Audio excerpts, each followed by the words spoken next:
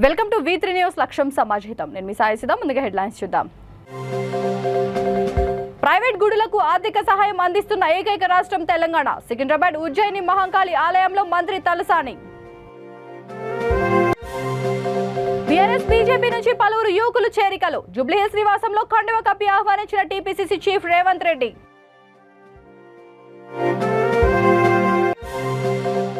మహబూబ్ నగర్ జిల్లా జడ్చర్లలో రోడ్డు ప్రమాదం. 4 వాహనాలు ఒకదానికి ఒకటి ఢీకొని ఒకరు మృతి.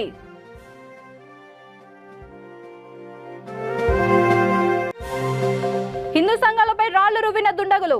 గజ్వేల్లో ఉద్రిక్తంగా మారిన పరిస్థితులు.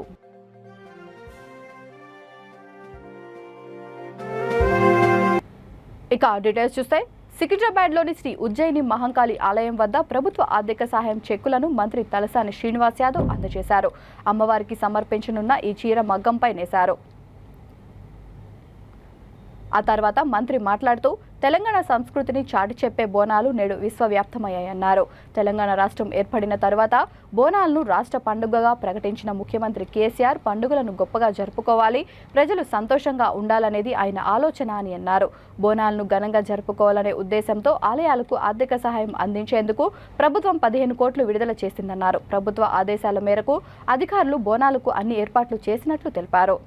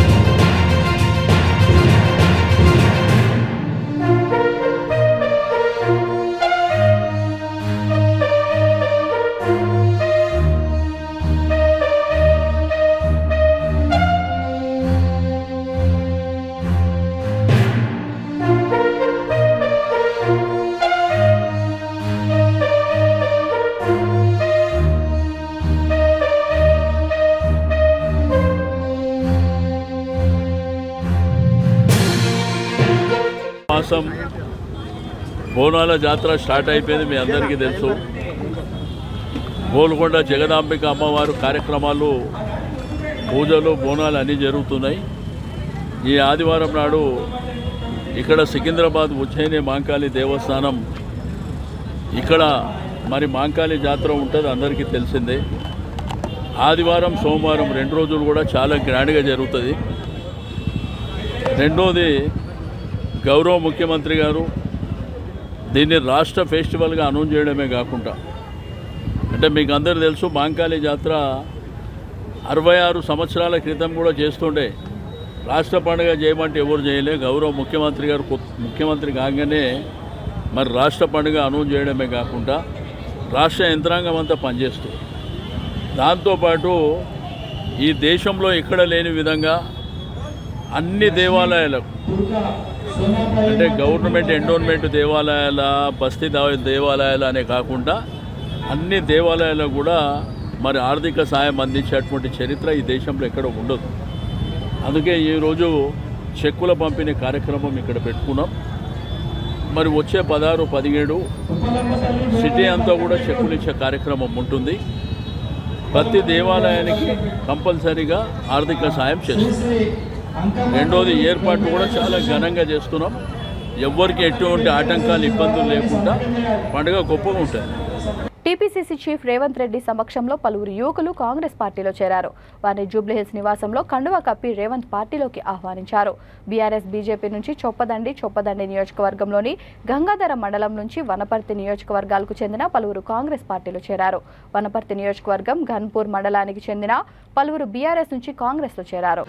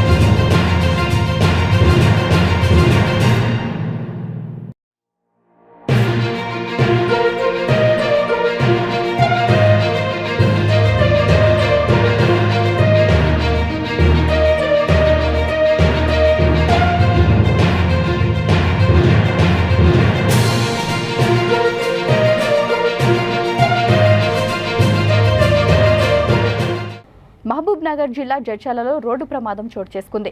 జడ్చర్ల పట్టణానికి సమీపంలో 44వ నెంబర్ జాతీయ రహదారిపై వరి పొట్టు లోడుతో వెళ్తున్న ఓ లారీ అదుపు తప్పి బోల్తా పడింది. లారీ రోడ్డుకు అడ్డంగా పడడంతో ఆ మార్గంలో ట్రాఫిక్ భారీగా నిలిచిపోయింది. దాంతో ఘటనా ప్రాంతానికి చేరుకున్న పోలీసులు ఒకవైపు లారీని రోడ్డుపై నుంచి తొలగించే ఏర్పాట్లు చేస్తూనే మరోవైపు ట్రాఫిక్ ను వన్ వేలోకి మళ్లించారు. దాంతో వన్ వేలో 4 వాహనాలు ఒకదానికొకటి ఎదురెదురుగా ఢీకొన్నాయి. దాంతో రెండు వైపులా కిలోమీటర్ మేర ట్రాఫిక్ నిలిచిపోయింది. ఈ ప్రమాదంలో ఒకరు మృతి చెందారు. మరో ముగ్గురికి తీవ్ర గాయాలయ్యాయి. పోలీసులు క్షతగాత్రులను సమీప ఆసుపత్రికి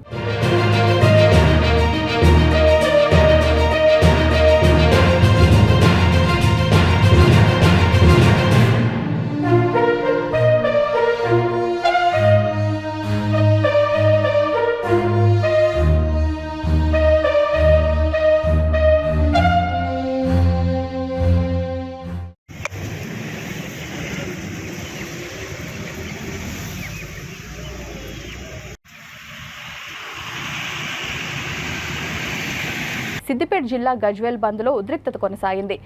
ఒక ప్రార్థనా మందిరం ముందు నుండి ర్యాలీగా వెళ్తున్న హిందూ సంఘాలపై కొందరు దుండగులు రాళ్లు రువ్వారు. దీంతో పరిస్థితి మరింత ఉద్రిక్తంగా మారింది. ఆందోళనకారులు ప్రతిదాడి చేయడంతో పోలీసులు బలప్రయోగానికి దిగారు. ప్రార్థనా మందిరంలోకి చొచ్చుకు వెళ్లేందుకు ఆందోళనకారులు యత్నం చేశారు. పోలీసులు అడ్డుకోవడంతో మసీదుపైకి రాళ్లు రువ్వారు. నిన్న రాత్రి శివాజీ విగ్రహం ఎదుట ఒక యువకుడు మూత్రం పోసిన విషయం తెలిసిందే. ఆగ్రహంతో యువకుడిపై హిందూ సంఘాల నాయకులు దాడి చేశారు. ఈ నేపథ్యంలో ఇరు వర్గాల మధ్య ఘర్షణ జరిగింది. ఆ యువకుడిని పోలీసులు అరెస్ట్ చేశారు.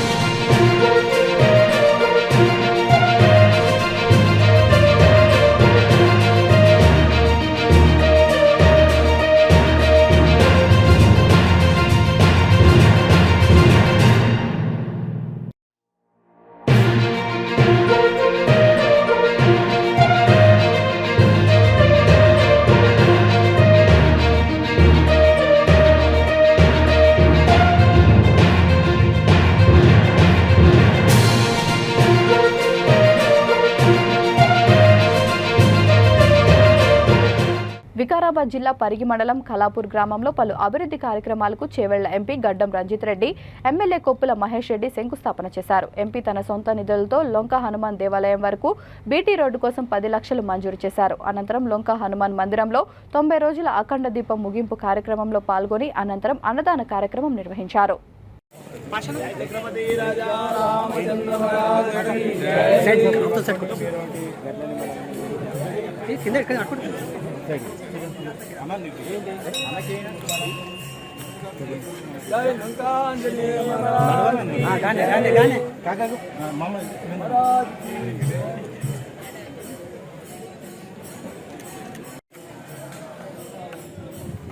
కాలాపూర్ గ్రామం, పరిగి మండల్, వికారాబాద్ జిల్లా. ఈరోజు మా ఊళ్ళో శంకుస్థాపన బీటీ రోడ్డు శంకుస్థాపన జరిగింది. మరియు ఎంపీ రంజిత్ రెడ్డి గారి ఫండ్లకించి రంజిత్ రెడ్డి 10 లక్షలు లొంక హనుమాన్ టెంపుల్కు 10 లక్షలు సీసీ రోడ్డు ఇచ్చిండ్రు.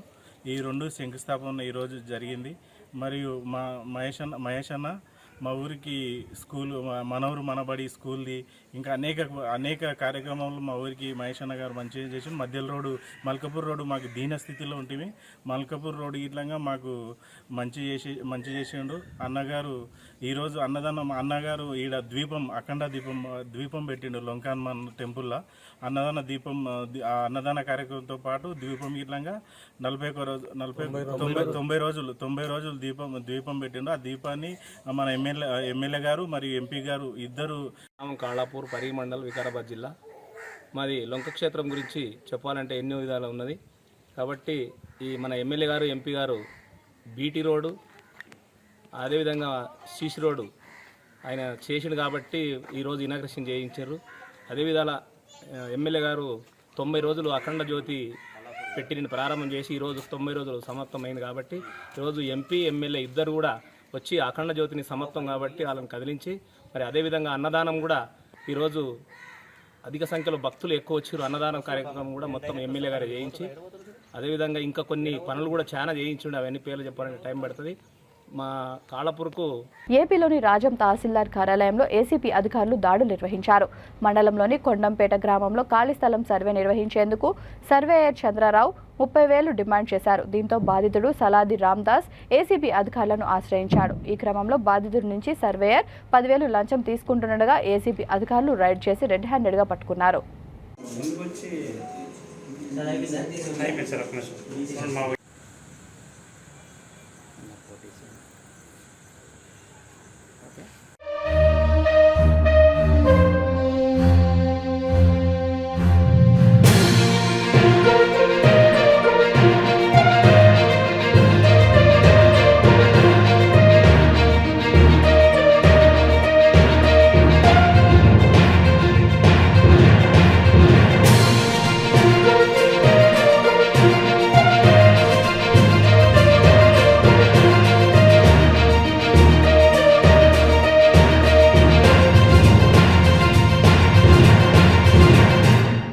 దివంగత మాజీ ఎమ్మెల్సీ బచ్చుల అర్జునుడు 64వ జయంతి వేడుకలను ఘనంగా నిర్వహించారు. బచ్చుల అర్జునుడి మేనల్లుడు నెరుసు మణికంఠ యాదవ్ ఆధ్వర్యంలో కార్యక్రమాలు జరిగాయి.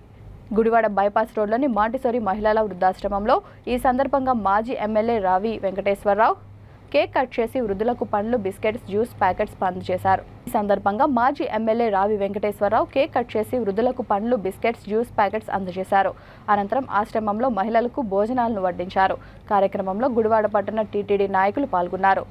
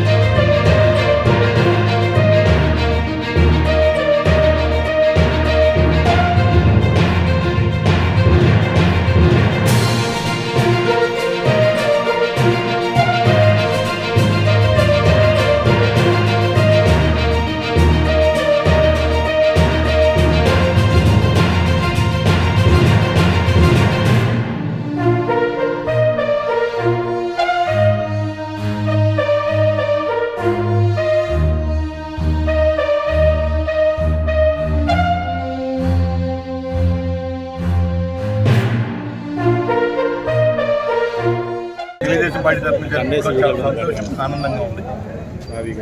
ఇప్పటికి 30 సంవత్సరాలైంది చనిపోయి గంగా గారు. ఈనాటికి కూడా పేద బలహీన వర్గాలు ఎక్కడ కష్టం వస్తే వాళ్ళ కోసం పోరాడిన వ్యక్తి. ఫోన్ చేయలేదని వెళ్ళి అడిగే ఉన్నారు. కులం చూడరా, మతం చూడరా, జాతి చూడరా, ఎవరి కష్టం ఉన్నా సరే భుజాన్ని వేసుకుని వాళ్ళకి అండగా నిలిచిన వ్యక్తి, వాళ్ళ కోసం పోరాటాలు చేసిన వ్యక్తి ఆ మహానుభావుడు.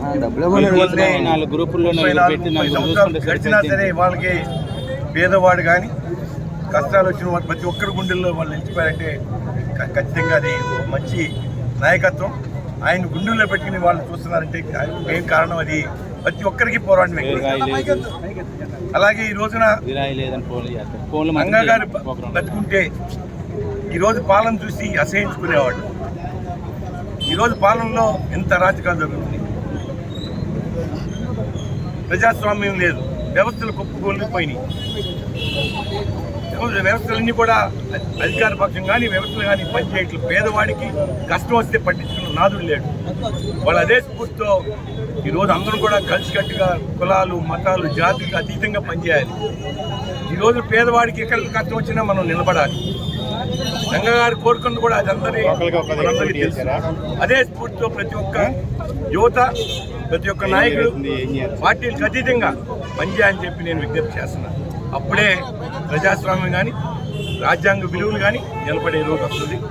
ఈరోజు ఎట్టి పరిస్థితుల్లో మన ప్రజాస్వామ్యాన్ని కాపాడే బాధ్యత యువత మీద ఉంది. దానివల్ల ప్రతి ఒక్కరిని కూడా విజ్ఞప్తి చేస్తున్నారు. ఆయన ఏ విధంగా పేద వర్గాల కోసం ఎక్కడ కష్టం ఉంటే అక్కడ నిలబడ్డాడు, అదేవిధంగా మనందరం ముందుకెళ్ళాలి. అది ఆయన చేసిన కార్యక్రమాలన్నీ ఆదర్శంగా నడవాలని చెప్పి తెలియజేస్తూ నాకు ఈరోజు మంగవీటి మోహన్ రంగా గారికి పుట్టినరోజు వేడుక జరుపుకుంటే అవకాశం ఇచ్చి మీరు అందరూ కూడా ధన్యవాదాలు తెలియజేస్తూ చదువుతున్నారు. జై హింద్, జోహార్ బిఎం రంగా. ప్రపంచ క్రైస్తవ దినోత్సవాన్ని పురస్కరించుకొని అపోస్తులైన సెయింట్ థామస్ గారి యొక్క జీవితాన్ని మనందరం చర్చించుకున్నాం. క్రీస్తు ప్రభు యొక్క శిష్యుల్లో అగ్రగణ్యుడిగా క్రీస్తు ప్రభుని అత్యంత ప్రేమగా ప్రేమించినటువంటి ఆ శిష్యుడు భారతదేశానికి వచ్చి భారతదేశ క్రైస్తవ వ్యక్తిత్వానికి పునాది వేసినటువంటి గొప్ప దైవజనుడిగా భారతదేశం ఎల్లవేళలా ఆయన కొనియాడుతూ ఉంది. ఈరోజున ఆయన సేవలను ప్రపంచమంతాను, ప్రత్యేకంగా భారతదేశము, అదేవిధంగా ఈ రోజున స్థానిక శాసనసభ్యులు మరి గౌరవనీయులు కొడాలి నాని గారి ఆదేశానుసారం, అలాగే వైఎస్ఆర్సీపీ రాష్ట్ర నాయకులు దుక్కిపాటి శశిభూషణ్ గారి యొక్క ఆశీస్సులతో ఈ యొక్క చక్కని కార్యక్రమాన్ని ఏర్పాటు చేశాం. ఇది వైఎస్ఆర్సీపీ క్రిస్టియన్ మైనారిటీ సెల్ తరపున ఈ రోజున ఈ యొక్క సభను ఏర్పాటు చేసి విజయవంతం చేసినటువంటి మరి మా నాయకులందరికీ, ప్రత్యేకంగా స్థానిక బిషప్ గారు అయినటువంటి మా తండ్రి గారు అప్పికట్ల జాషువా గారి యొక్క ఆశీస్సులు మాకున్నాయి. వారికి ప్రత్యేక ధన్యవాదాలు తెలియపరుస్తూ ముగించుకుంటున్నాను. జై హింద్. వంగవీటి మోహనరంగ 76వ జయంతి వేడుకలను ఎమ్మెల్యే కొడాలి నాని ఘనంగా నిర్వహించారు. స్థానిక శరత్ థియేటర్లో ఏర్పాటు చేసిన ఈ కార్యక్రమంలో ఎమ్మెల్యే నాని రంగా చిత్రపటానికి పూలమాలలు వేసి నివాళులర్పించారు. అనంతరం ఆయన మాట్లాడుతూ వంగవీటి రంగ మన మధ్య భౌతికంగా లేకపోయినా ఆయన ఆశలను కొనసాగించాలని అన్నారు. శాసనసభ్యుడిగా 3 సంవత్సరాలు పదవిలో ఉండగా ఆయన హత్యకు గురయ్యారని, కోస్తా జిల్లాలో వంగవీటి రంగ పేరు మరువలేనిదని ఎమ్మెల్యే నాని కొనియాడారు. ఆయన పేరు మీద నేటి రాజకీయాలలో, ప్రభుత్వాలలో మార్పులు కనిపిస్తున్నాయని, ఆయన ఆశయాలను, లక్ష్యాలను కొనసాగించాల్సిన బాధ్యత మనపై ఉందని నాని తెలిపారు.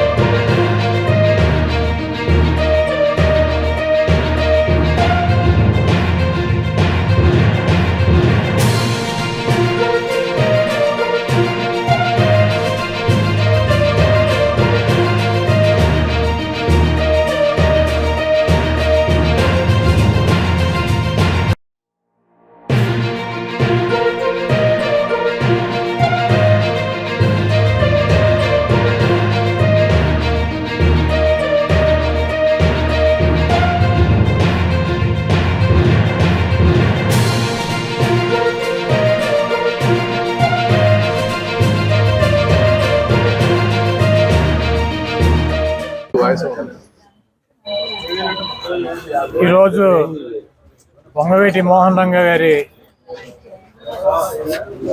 76వ జయంతి. ఆయన జయంతిని పురస్కరించుకుని వైఎస్ఆర్సీపీ ఆఫీసులో ఆయనకి ఘనంగా పుట్టినరోజు శుభాకాంక్షలు తెలుపుతూ ఆయన వదిలి వెళ్ళినటువంటి ఆశీస్సుల్ని, ఆయన వదిలి వెళ్ళినటువంటి లక్ష్యాలని కొనసాగించడానికి మరొకసారి ఆయన గుర్తు చేసుకుని పునరంకితం అవుతాం. అదేవిధంగా వంగవీటి మోహన్ రంగ గారు ఒకసారి శాసనసభ్యుడిగా ఎన్నికై దాదాపు 3 సంవత్సరాలు ఎమ్మెల్యేగా పనిచేసి ఆ రోజు ఉన్నటువంటి రాజకీయ ఒత్తిళ్లతో ఆయన హత్యకి గురి కాబడ్డారు. ఈ రోజుకి ఆయన చనిపోయి 35 సంవత్సరాలు అవుతుంది. అయినప్పటికీ ప్రజల గుండెల్లో చిరస్థాయిగా నిలిచిపోయినటువంటి వ్యక్తి వంగవీటి మోహన్ రంగ గారు. ఆయన్ని భౌతికంగా మన మధ్య లేకుండా చేసినప్పటికీ ఈరోజు ఉన్నటువంటి పరిస్థితుల్లో, ఈరోజు ఉన్నటువంటి రాజకీయాల్లో ఆయన పేరు మీద ప్రభుత్వాలు అధికారంలో మారినటువంటి పరిస్థితులు, అదేవిధంగా ఆయన వదిలి వెళ్ళినటువంటి లక్ష్యాలని కొనసాగించడానికి ప్రతి ఒక్కళ్ళు కూడా పునరంకితం కావాలి. కులం కోసం కాకుండా ప్రజల కోసం. అదేవిధంగా విజయవాడ కానీ, కృష్ణా జిల్లా కానీ, అదేవిధంగా ఈ కోస్తా జిల్లాల్లో ఆయన ముద్ర చెరపలేనిది. ఆయన పేద ప్రజలకి అండగా, ఆయన నమ్ముకున్నటువంటి సిద్ధాంతానికి కట్టుబడి ప్రాణాలు అర్పించినటువంటి ఉన్నతమైనటువంటి వ్యక్తి. అటువంటి వ్యక్తి ఈరోజు మన ముందు లేనప్పటికీ, మన దగ్గర లేనప్పటికీ మన గుండెల్లో చిరస్థాయిగా నిలిచిపోయినటువంటి వ్యక్తి. ఆయన ఆశీస్సులు నాకు, అదేవిధంగా మా ప్రజానికానికి, ఆయన కుటుంబ సభ్యులకి ఉండాలని చెప్పి, మా రంగా గారి తనయుడు రాధాబాబుకి ఉజ్వలమైనటువంటి రాజకీయ భవిష్యత్తు, ప్రజలకి మంచి చేసే అవకాశాన్ని రంగా గారు దేవుడు కల్పించాలని చెప్పి కోరుకుంటూ సెలవు తీసుకున్నాను. సోమవారం రాత్రి మచిలీపట్నంలో పడిన వర్షానికి రహదారులన్నీ జలమయమయ్యాయి. వ్యాపారాలు చేసుకోలేక వ్యాపారస్తులు ఇబ్బందులు పాలయ్యారు. రోడ్డు మీద నడవలేక ఎక్కడ గుంటలు ఉన్నాయో తెలియక వాహనదారులు భయంగా వాహనాలు నడుపుతున్నారు. కొద్దిపాటి వర్షానికే జలమయం అయిపోతుంటే ఇంకా బందరు ఎప్పటికి మారేనో అని ప్రజలు ఆవేదన వ్యక్తం చేస్తున్నారు. రోడ్ల లేక డ్రైనేజ్ల అన్నట్లుగా మచిలీపట్నం పురవీధులు మారిపోయాయి.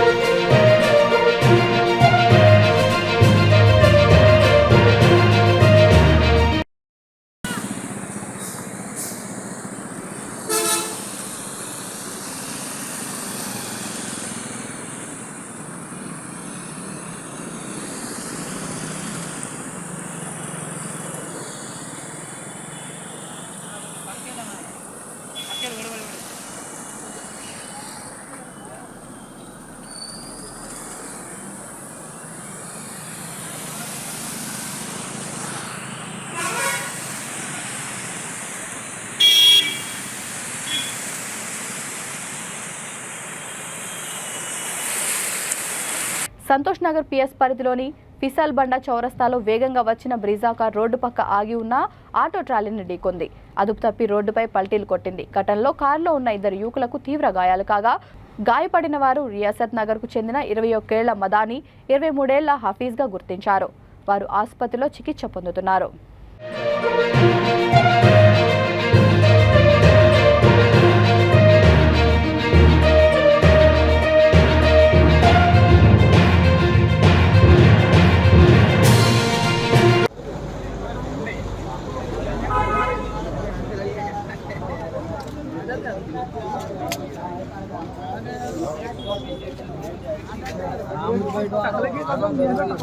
బులెటిన్ ముగించే ముందు హెడ్లైన్స్ మరొకసారి. ప్రైవేట్ గుడులకు ఆర్థిక సహాయం అందిస్తున్న ఏకైక రాష్ట్రం తెలంగాణ. సికింద్రాబాద్ ఉజ్జయిని మహంకాళి ఆలయంలో మంత్రి తలసాని. బీఆర్ఎస్ బీజేపీ నుంచి పలువురు యువకులు చేరికలు. జూబ్లీహిల్స్ నివాసంలో కండువ కప్పి ఆహ్వానించిన టీపీసీసీ చీఫ్ రేవంత్ రెడ్డి.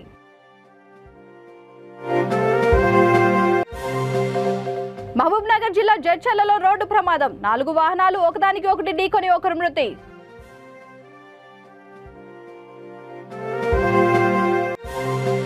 హిందూ సంఘాలపై రాళ్లు రువ్విన దుండగులు. గజ్వేల్లో ఉద్రిక్తంగా మారిన పరిస్థితులు.